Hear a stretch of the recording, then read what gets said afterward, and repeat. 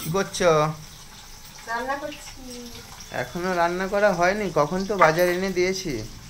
নিজেই তো বাজার আনতে লেট করবে, তারপরে আবার বলবে রান্না করো, তো টাইম লাগবে না নাকি? হ্যাঁ, এখনো মাছ হয়নি, মাংস হবে। খাবো কখন? 12:30 বেজে গেল তো। তুমি করো, আসো।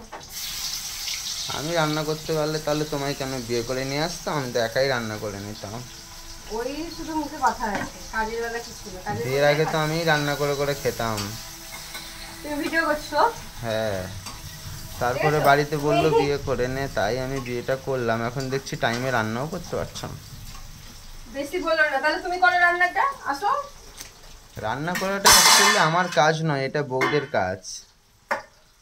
বড়দেরও করতে হয়, ঠিক আছে? ঠিক আছে, তুমি যখন পারবে না তখন করে দেবো, এখন তো দেখো তুমি দেখো পাচ্ছ। দেখো, পেঁয়াজ ভাজছি, এখানে মাছ ভাজছি, এখানে মাংস ধুয়ে রেখেছি, ওখানে দিতে হবে।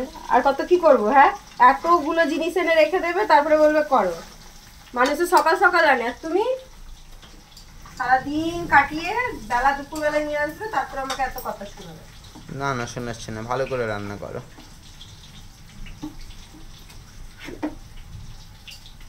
বাইরে বৃষ্টি হচ্ছে, বাড়িতে মাংস হচ্ছে, মাছ হচ্ছে, ভালোই লাগবে খেতে। হালকা হালকা বাইরে বৃষ্টি হচ্ছে, ঠান্ডা ঠান্ডা ওয়েদার, তার মধ্যে আবার তোমার হাতের রান্না। আর কি চাই?